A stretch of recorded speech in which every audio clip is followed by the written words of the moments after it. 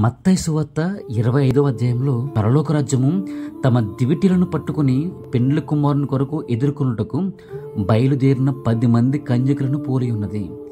దానిలో 5 బుద్ధి గలవారు, 5 బుద్ధి లేని వారు. తర్వాత అది మనం చదువుతూ వెళ్తే చివరాఖరిని తెలుస్తుంది. వీరు తమ సిద్ధులలో నూనె తీసుకుని వెళ్ళారు, వీరు తీసుకుని వెళ్ళలేదు. నీకు నాకు ఎప్పుడు అర్థమవుతుంది ఒక మనిషిని గురించి, లేదంటే వీళ్ళ గురించి?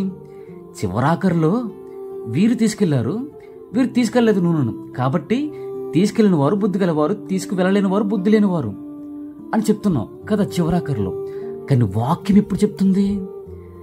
ఫస్ట్ చెప్తుంది 5 బుద్ధి గలవారు, 5 బుద్ధి లేని వారు. అర్థమవుతుందా?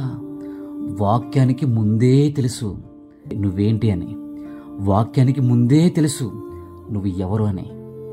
కాకపోతే వాక్యం నీకు ఛాన్సెస్ ఇస్తుంది, అవకాశం ఇస్తుంది, చాలా సమయాన్ని ఇస్తుంది. వాక్యానికి ముందే తెలుసు, ముందే చెప్పబడింది. మనకి తర్వాత వాళ్ళు ఎందుకు బుద్ధి లేని వారిని వాళ్ళంతా చూస్తే చివరాఖరులు మనకి తెలుసుద్ది, మనం మనుషులం కాబట్టి నీ గురించి వాక్యానికి ముందే తెలుసు. వాక్యం నీకు ఛాన్స్ ఇచ్చినప్పుడే సిద్ధపడాలి.